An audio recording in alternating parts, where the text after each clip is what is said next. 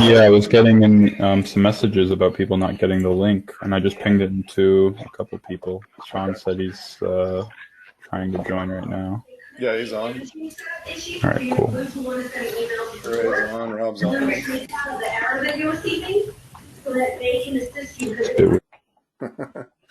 Nice. Anybody have any good wins that they want to share with everybody else this week? Last week?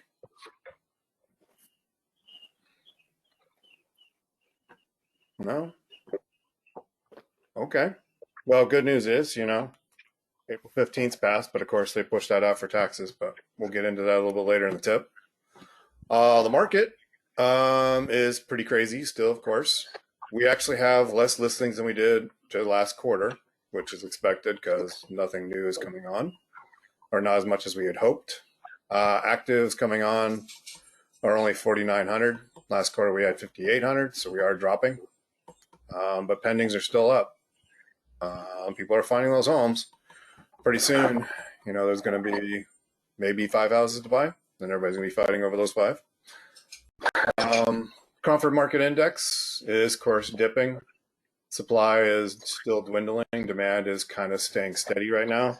They're kind of predicting it's going to peak and burst or just kind of stay steady for a while. But prices are still going to keep going up because we don't have any supply. So people are still going to get into multiple offer situations. We are at an all new high since 2001, since they started tracking average price per square foot. We even beat out 2006. So anybody that says they're upside down in their house, they're a liar. Everybody that, even my father, is saying, "Oh, I can't sell my house yet because I still owe more than what it's worth." It's like, no, you don't. It's worth way more, even now. So if you can find it, we can sell it. So even if they foreclose on it or upside down, owe 3 mortgages on it, we could probably still make them some money, maybe break even. Crazy thing is cumulative days on market. 2016 had a crazy spurt of nobody buying any houses. I don't know what that was. Potentially just a fluke of the data. But just kind of show you, this is kind of a normal market. Well, this was 2008. It's really a normal market. Abnormal market, cumulative days on market was pretty high at 130 days. A normal is about 60 to 90, which is kind of where this like baby poo color 2016 was. We're at 28 days. And if it's on market for 28 days, there's probably something really wrong with it. Listings under contract, there's what I was talking about. It's pretty much leveled out. It could be a lot higher if we had more inventory. It'd probably be way off this graph. The only time we took a dip, of course, was pandemic lockdown, where people couldn't buy any houses or sell any houses. But of course, after that was over, we slingshot back up. We'd probably still be at this level, like I said, if we still had inventory, but that's what we're struggling with.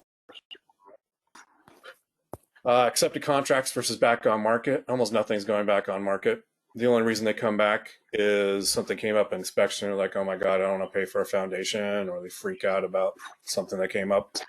Appraisal, potentially, that could have failed. That's why they're back on market. But our accepted contracts are still kind of hovering around 2,000 a month, which is pretty low for this time of year. This is what I want to point out to everybody. These are the extreme dates. I know it's kind of hard to see if you're on a small screen, but basically I'll summarize it that we have just in 2021 in April, we've broken extreme amounts in 7 categories. One of them was in 2020 for average square foot monthly sales. One reason why I haven't broke it this month is because our sales are dropping. And the only one that is a record for a low is, of course, supply index. We've never been at 22 for the comfort market. Times. This is kind of the market summary. Oh, great. It reset on me. Just going over actives in Maricopa under 10K square foot. So we don't get the mega mansions in here. Or villas. Whoa. There we go. And reset again. Sorry about that. Good yet. This basically summarizes all of our active listings, sales per month, price per square foot.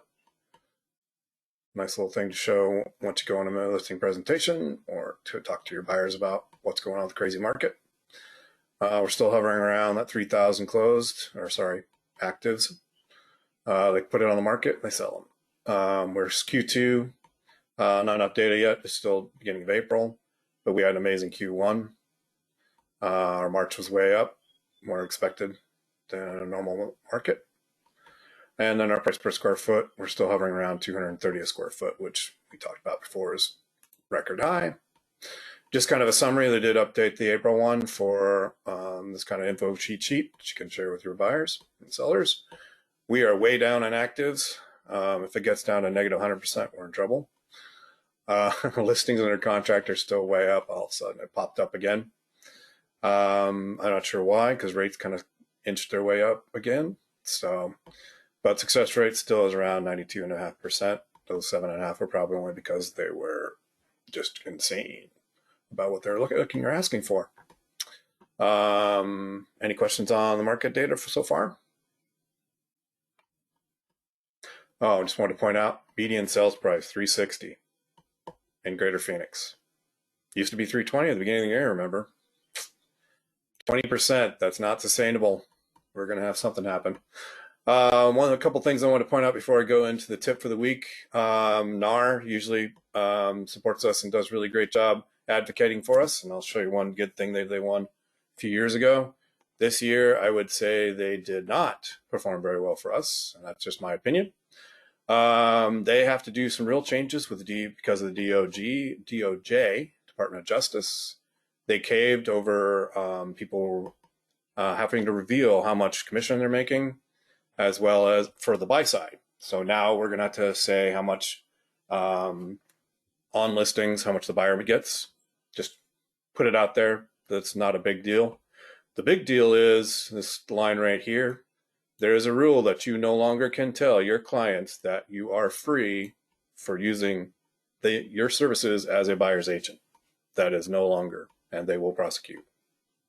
So that is coming. We don't know when. They're figuring out language right now. They also are going to allow, if you're not on that MLS, you still need to have access to lockboxes. This is cool. I think that's great, because the most annoying thing ever is to go up to the Prescott area and say, oh yeah, I'm in the Prescott MLS. I should be able to get in this lockbox, and you're 2 blocks over into Sedona and you can't get in because that's a different MLS. So that would be a nice change. There's probably a few other rollout things, but the biggest thing is about the buyer agent one. Just giving you guys a heads up. That's so get in the habit of telling them, nope, the seller pays me out of their closing costs. So it's not free. Other crazy news is CoStar bought homes.com. CoStar, if you don't know them, is the huge, well, one of the biggest commercial access for data. They bought homes.com, and I think they bought someone else recently. I'm trying to remember. MLS data. That's right. So they are inching their way into residential because they know residential is 3 times as big as commercial, sales volume wise. So there will be a new provider, hopefully not another brokerage to deal with, like Zillow. The other thing is crazy. Federal Reserve, of all people, through the Consumer of Survey of Consumer Finance, has found out that homeowners versus renters, their net worth is 40 times greater. Nice little fun fact to tell your buyers when they're hemming and hawing and say, oh, just put it in the stock market. Really? Majority of people actually agree and believe that it is a better investment to buy a home than a stock. Definitely, probably some are on the fence, but that's a pretty big number, 93.3%. Reasoning being, of course, housing prices are less volatile, blah, blah, blah, blah, tax reasons, et cetera, et cetera. This is a great thing to tell people when they say, oh yeah, I love putting my money in the stock market. And you start saying, oh, well, I love putting my money in real estate. And they're like, oh, why? If you can't tell them 4 or 5 reasons off the top of your head and sound very confident about it, and why, because the majority of people are behind you on this, builds up more net worth, generational wealth, et cetera, et cetera. Easy way to convert people over into real estate. Get you some buyer clients for investments. Let's see, let me hit the present button on this thing. I know we talked about Cromford Market Report Index. Just wanted to re-verify. This is a cool picture. Kind of presents it the best way. That balance is 100, and we're way up at 600, 500 in some areas. crazy market, all towards the seller side right now because it's so high. Did anybody attend the AZREIA presentation on Monday? No? Okay. Probably, I didn't think people would, so I'm going to throw up some of the slides that Alan presented. Some of them are really good. This one's from Redfin that, I mean, we all know sales prices are going up, but 17% year over year just this month is crazy. We're not even out of the hot selling season for spring, so this is just going to get even more crazy. Several fun facts. Rent rates, if you bought a home in 2017, your rental for a 3-bedroom house was around $1,300. Currently, February this year, $1,755, a $455 increase. So when you get pushback from investors or anybody saying, well, rentals, why would I buy in this market? That's why. A $455 a month increase over 4 years translates to $5,400 a year. Times that by 10 rentals, you pretty much have your income for the year. 3 Arizona cities among the 10 least crowded cities in the U.S. This was pretty surprising. Of course, Anchorage, Arizona, that was kind of a given at number 1. But Goodyear, number 5. I would have thought Buckeye, but which, of course, it is number 2. Casa Grande came in number 6. Most recovered states were number 3. Arkansas, Kansas, that's kind of a shocker. South Dakota, not surprising. They kind of bounced back like 2 weeks later. Oro Valley. Anybody know where Oro Valley is? It's a little town. Yeah. Oh. No. Nope. Yeah, it's a little town area north of Tucson. I had to look it up. I had no idea. But that's the best place to have if you were looking for high-end rents. Mesa is pretty shocked by. $1,390 doesn't sound super high to me, but far as share in that top location, it's a high-end rental. Gilbert, that was no surprise. I was expecting Scottsdale, but didn't make the top 5. Pandemic impacted your housing preference. This one is kind of crazy. Yes, only 1/4. I was expecting the number to be way higher. A lot of people are all still talking about they want to move into bigger houses with a home office, something out in the suburbs. But only 21% said they want a larger home. 12% said they want a smaller home. My guess is that they could get it down to, well, maybe it's a smaller home because it's just me. And the prices are so high. That's the only thing I can think of. Location preferences prior to COVID-19. Outlying suburbs are up, but rural went down. So I think it might depend on where they're defining rural, because Maricopa is super hot, and so is Prescott area and Payson. I don't count those rural, so maybe they count those outlying suburbs. This one's kind of cool. Top most wanted list of 200 features in a home. This is for your buyers and your renters. Pretty much 87% of people want a laundry room. Okay. Ceiling fans. This is like national rent cafe data. Ceiling fans, pretty high up there. You'd think that's pretty much guaranteed for, Arizona, but patios, pantries, all that good stuff. 10 most wanted, top 5. 2 of these are real cheap, side-by-side double sinks. Who would have known? 81% drinking filtration, of course. For anybody that's drank our Phoenix water, can understand that. Of course, Islands was a little more expensive. Top 5 wanted specialty rooms. Here we go. Laundry room again, dining room. Great rooms are pretty popular. People are doing renovations. They're like, well, how do I add square footage? Got to add a great room. And of course, home office these days. Most unwanted, elevators. Very expensive to maintain. So I can understand that one. Daycare center, probably don't need it. Wine cellars, pet washing station. I thought interesting that one popped up. I guess the sink or the bathtub's good enough for most people. Arizona ranks number 2 among locations in the world to invest in mining. That's a shocker. I know we had lots of copper, but we beat out everybody but Nevada. Nevada's got a lot of gold mining up north, I guess. And under the radar, Arizona leads tech job growth. This is probably surprising. I guess ASU and that tech conglomeration, where the incubator area, has been growing leaps and bounds, same as Phoenix area. So beat out Austin and Raleigh, Charlotte. This is another interesting one. Personal income growth. We're number one, 8.4, tied with Montana. Who knew that? South Dakota is even way up. Funny one is, of course, down here in Alaska, only 3.1. No job growth there. Insane lumber prices. I guess you guys probably heard about the housing shortage, especially most of it's due for lumber. Second is, of course, tradesmen. There we go. Look for that word. But if you're in lumber or you own a lumber yard, you're probably a very happy man these year because 200% increase in price. Wow. Love to be in a business where you can double your prices. This one's kind of funny. What percentage of the average person can afford right now in Arizona? If you're in the city of Scottsdale, only a third of the people can afford to live there. Whereas if you're down in Sierra Vista, almost everybody can afford. But the biggest city that still is the most affordable, on the top of the right column, Buckeye, and Glendale's is close second. Prescott was surprised being third. They're getting expensive, I thought.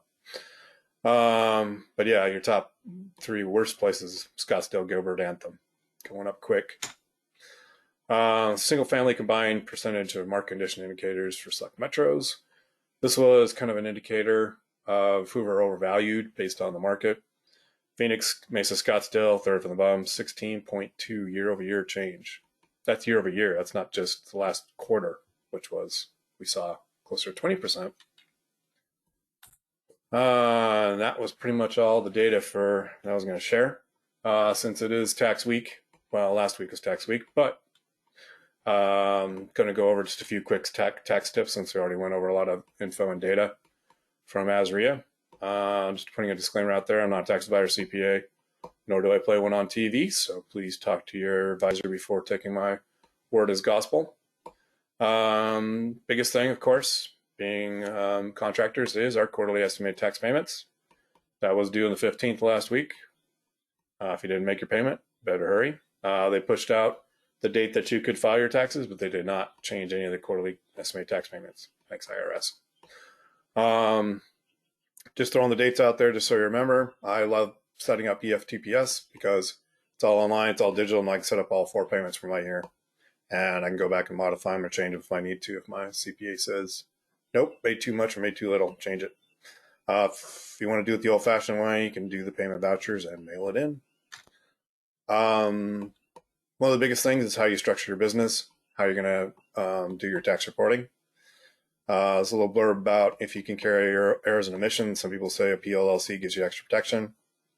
Some CPAs out there say with the adequate insurance coverage, you get the same protection. They're going to come after you. Your insurance is going to take care of the majority of it. And if it goes over $1 million, you got bigger problems, I think. Example is how a PLC can actually save you money, though, is the taxation that saves you on the self-employment tax. So if Miss Janet does a good year, she has 100,000 gross income, she pays herself out of her S corp and wages for 75, and just lets the rest of it go to the PLLC. The PLLC doesn't have to pay those self-employment taxes, and that's pretty much how I understand the differences. There's a certain point in how much income you make per year just in your self-employment that when it starts to make sense to change it over and switch to the PLLC. QBID. Definitely QBID is your huge friend. This is what I mentioned about NAR did a really good job. They lobbied for us. They did an awesome job and got it for us.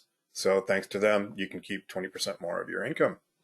Doesn't have to go to taxes. I think that was back in 2019. So a couple of years ago, they qualified it and said, no, agents really are, not a specified service. They are basically the same thing as QBID. They're a tradesman. Vehicles. This is one of the other big things you can get a tax break. A lot of people don't track it very well. Huge thing, easy way to do is MyLikeU. Swipe left for personal, swipe right for business. If you've been through one of my tech teach sheet talks about it, kind of go over it there. Branding a car, though. Someone had mentioned if I put a sign on my car, does that mean I don't have to track mileage? So I threw it out to my CPA, and this blurb up here is kind of what he told me is basically, I'd understand it if you only use it 100% for the business use. But he said if your intent is 100% business use and you wrap the car, you don't have to track mileage and you can do the bigger deduction. So bonus there. I mean, don't go crazy like the guy on the left. You can do some really cool wraps on your car. That's tasteful and looks pretty good. So if you're looking to buy a car, I'd probably do the wrap. Closing gifts. A lot of people go crazy with closing gifts. I do myself. I really like to show appreciation to the client once they get say you close out a really good one or something was a very stressful one. You get a really nice closing gift to match that. You can suppose only take 25 per person, 50 per couple, but that doesn't stop me from getting those gifts for them, just to show our appreciation, keep them top of mind, so they think of you for those referrals. Retirement accounts. This is kind of the big thing. Most people don't really think about or deal with until later. But since you need to start saving for your futures, biggest thing is you can do an individual IRA. It's different it's easier, of course, when you have a W-2, you can just pull it out into 401k. You can do your own self-directed IRA, so I highly recommend, because you get full control over it. SEP IRAs for people that are self-employed, you can put a lot more in. Solo 401k, I think, is probably the best one, just because you can put a lot more into it and you get a little bit more control like self-directed. But of course, you're in the real estate business. Why not invest in real estate? It's very good returns. Let's just throw that one out there. For business expenses, I wasn't going to do 20 slides on this, so I just made one kind of big one here. On the right, there's 101 different things. You can talk over with CPA about what is qualifying, what's not. I basically have a short list to myself that I just put everything in these categories and let my CPA sort out how much he wants to put in each one. And final thought, basically, that should really keep your life simple, reduce stress, get the tools and the people to help you with it. That way it can help focus you on just selling things rather than doing CPA and tax work. That's pretty much it for my tip for the week. Any questions or concerns, comments about all that?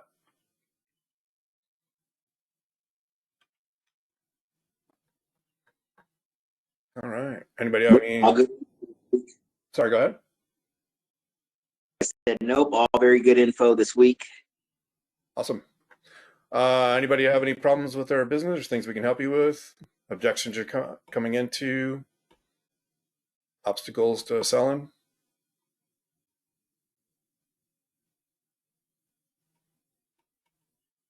All right. Quiet group today. All right, I'll kill the recording here.